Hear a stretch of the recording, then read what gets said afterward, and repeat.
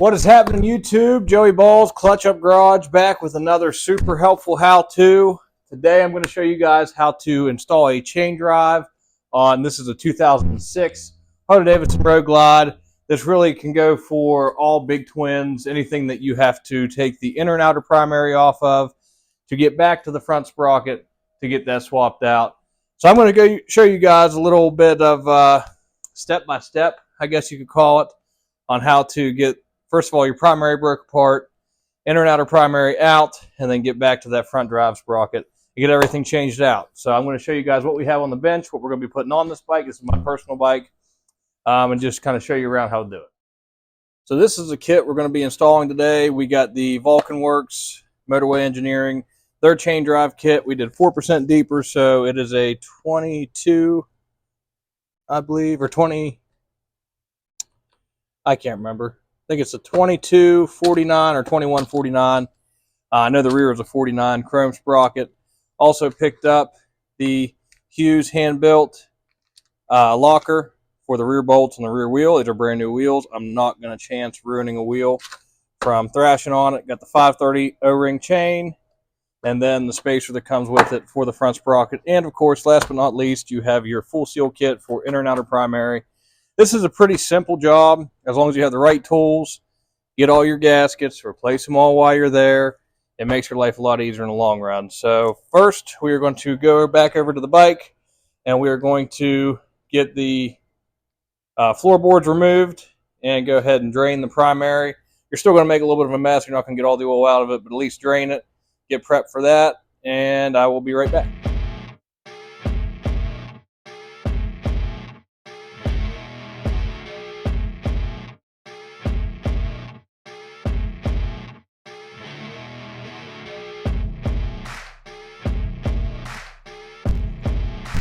Okay, so what you guys just saw there, I just got all the arbitrary crap out of the way. Now, I'm going to go ahead and pull the outer primary.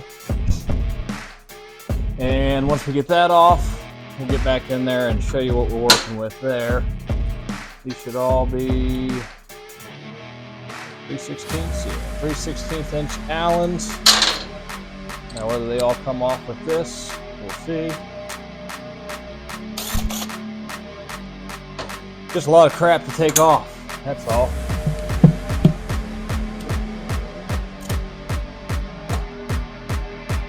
With a little stuff on there. All right, there's your outer primary. Now, we gotta take the compensator nut off and get this clutch basket apart. So, all again, pretty straightforward stuff. And we'll go ahead and loosen up, put all the slack in the clutch just so we can adjust when we get back in there. And then also we will disconnect the battery before we pull the starter, just to be safe. No point in messing things up or sparking on yourself when you can just disconnect the battery and avoid all that. So I'm going to go ahead and pull this bag off real quick just to get it out of the way so it don't get all messed up. Just loosen everything up nice. And we'll start here with the clutch hub nut. And you need an Allen, I believe a 5/8 socket, or 11/16, I can't remember which. Nonetheless, we will figure it out. Had enough of these apart you think I'd remember, but I don't. And it's 11/16. Anyway, 11/16 wrench.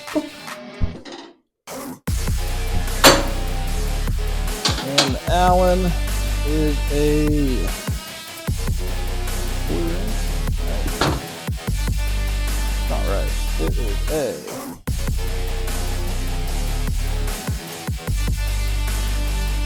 7/8.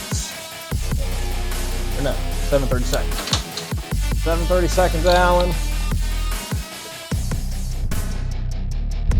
Man, that's not just tight. You gotta be careful. Wow. This is the second primary I've pulled off a Harley. This son of a gun is crazy tight.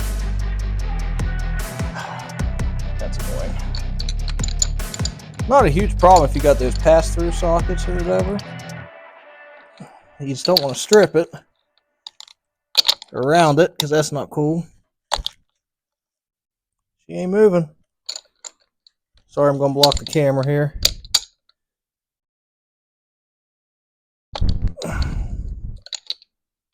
Wow.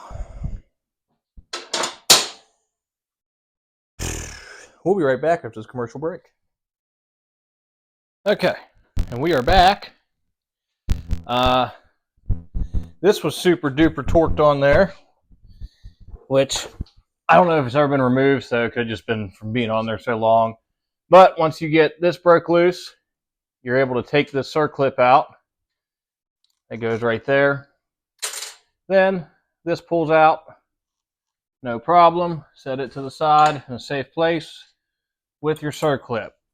So that leads us to, you got a clutch hub nut back here. It is reverse thread, so it's going to be righty-loosey. And you got your compensator nut, which is super tight. It is going to be lefty-loosey. Normal stuff, then of course you're going to break loose your chain tensioner just to make room to get all this stuff off. All right. Some people say you shouldn't use the impact on this. I get it. I get it. All that stuff from behind that's very delicate. But listen, I got muscles. I don't feel like using them. This makes quick work of all of it. So that's what we're going to use.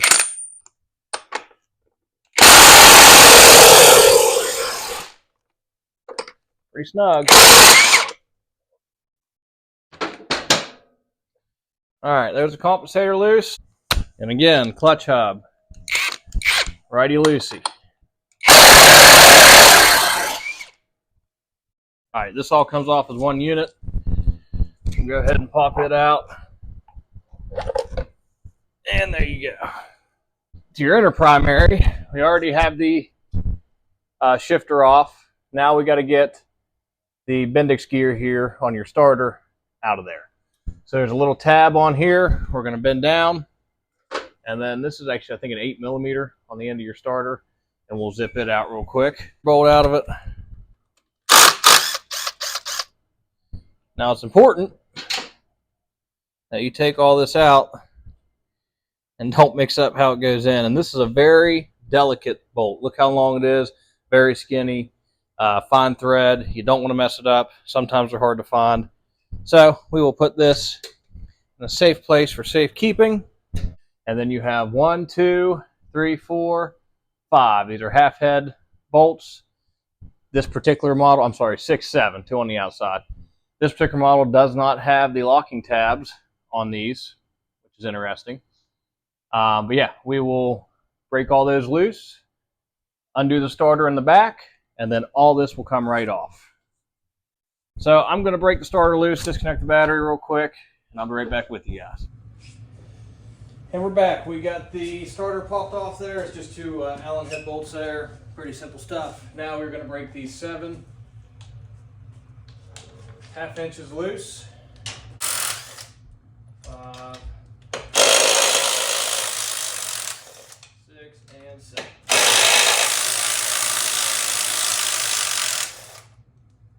That's probably left. So here we are. Got the inner and outer primary off. We will have to clean all these surfaces super well. Get that gasket out of there, straight in the trash so you don't think you forgot something. All right, now, not too dirty back here. Usually this seal is leaking, which I think actually the seal that is on my inner primary was leaking a little bit, so probably a good thing that we're back here. What we're going to do now is we are going to go ahead and loosen this. There is a special tool to get this off, this big nut, which I will show that to you. And then we'll be ready to cut the belt and get a new sprocket on it. So.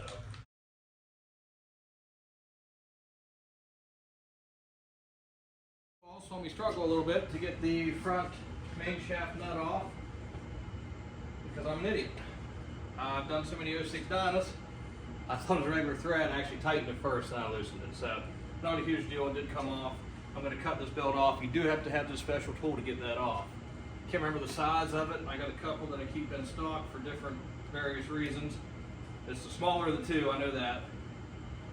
So that is all done. I'm going to cut the belt and I'll be able to go ahead and just pull this sprocket right off. There we go. Belt is gone. So I'm going to put you in time lapse while I kind of set everything up, make sure everything looks good, clean everything up.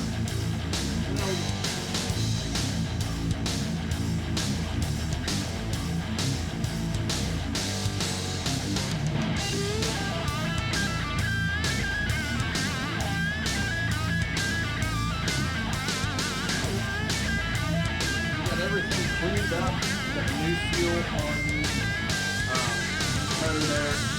Got the sprocket tightened down, so now I'm just going to put just a hair of Permatex around where that seal over your compensator is. That just helps seal it. I know it sounds crazy, but a little bit of Permatex around that, just a smidgen, to help seal everything up.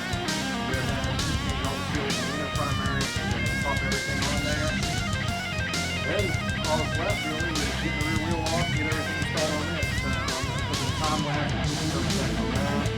Pop it on back in and take the first process of taking it off. Pretty simple.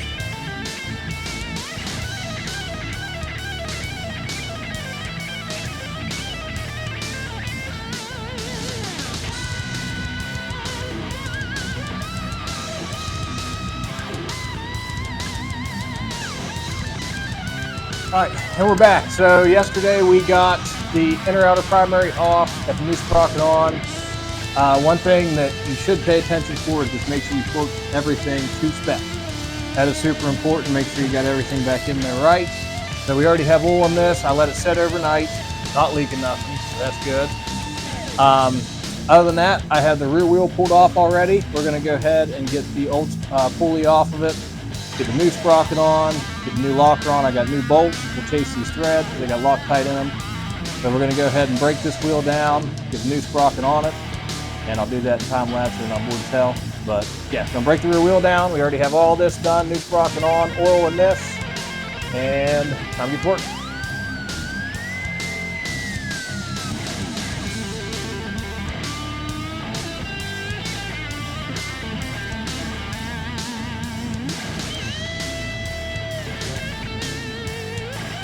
Holy shit. This has been a process. So, like I said before, you know, I've done a ton of dynos, ton of 6-speeds. Never done a chain conversion on a touring. This is my first one. Definitely some different stuff. This is a 5-speed too, which that changes, you know, the direction of what sprocket bolt turns on loose and shit like that. But I had to go and get new hardware again because the hardware you need for the chain conversion is actually shorter. So your regular hardware, I don't even have one up here, but the collar on your regular hardware is about a quarter-inch longer than this, which doesn't allow everything to mate up properly. You got to get some shorter hardware with shorter collars. But we got that. Of course, I chased all the threads in the wheel. Typical stuff there. And now we are finally going to set up the rear wheel, get it put in place, and be able to put the chain on and be done with it. So, red Loctite, of course. Anything that'll kill you if it falls off, red Loctite. Get on all the bolts there. I'm going to show you guys how to set up this locker I bought. So you got your sprocket. There's no spacer on this, which is another reason you had to buy shorter hardware. So you got your sprocket, the Hughes hand-built locker.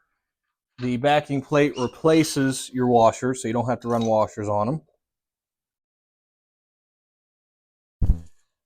We'll get these drove in there real quick. And we'll kick open the service manual. And we're looking for rear pulley. So that's going to be under drive. Specifications, torque specs. Rear wheel sprocket bolts, 55 to 65 foot-pounds. I was going to say 65, so I was about dead on the money there. 3, 4, and 5. So there's those tight. Now, we have to figure out what orientation we got to put these bad boys in to get this locker cover over it. If we're lucky, it'll slide right on, but I'm doubtful. So 1 and 2 are good. So these two are good.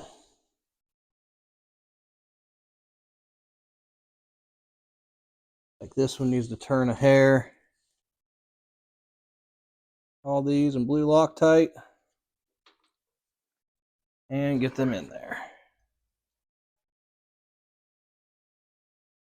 Just need to be lightly snug. No torque specs, just says need to be lightly snug. So that's no problem.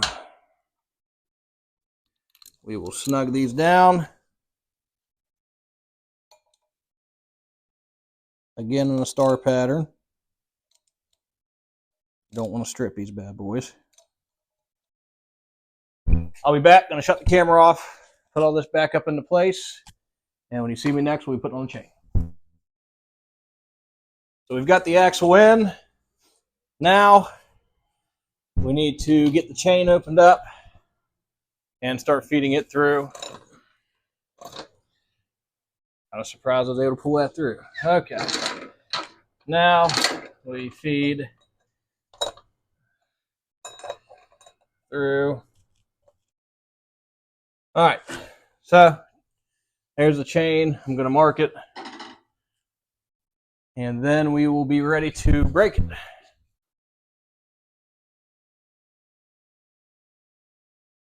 And I have put this chain breaker through the ringer. The second 530 chain I've done this week with it. And probably the, I don't know, realistically the 15th, 20th 530 chain I broke with it. The Whip Row. I don't know, I think I got it on Amazon, man. Great buy. Push this last one out. So make sure your O-rings are on it.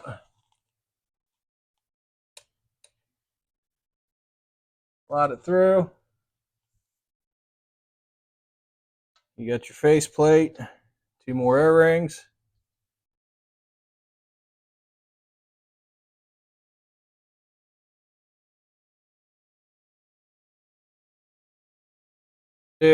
Get our tool.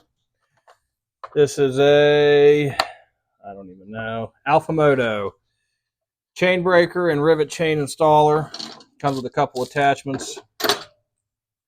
First, what we're going to use it for is to press this link in all the way so we can get the rivets drove where we need them. Now we'll press it the rest of the way on until the rivets are sticking out a little bit. So that way you can properly rivet the chain together. So I just use these 2 attachments. This goes on the back, holds the pins in place. This goes on the front, so you can push your rivets through. And I'm going to lean you down. You can see here, right there. See the rivets are sticking out past. Now we're going to press those rivets to where they expand, and it'll hold the chain tight. So press it in, all pretty such. Nice and snug. I think I got this on eBay. Alpha Moto. Chain breaker, chain installer. So I'm going to bring you in closer. You can see the rivets. See them here? They are pressed. So cool. Now I'm just going to set some tension. Okay, guys, and that is a wrap on how to chain drive your 06 and down touring bike. This was a 5-speed, 88 cubic inch bike. A couple things to note. If you're going to chain drive it, you are going to need new hardware for the rear wheel. You should change that anyway, but you're going to need a little bit shorter hardware. Make sure inside the primary, torque everything to spec. Get a new seal kit. Seal everything up good so that way you're not doing the job twice. Other than that, that's about it. This was a Vulcan Works Motorway Engineering chain kit.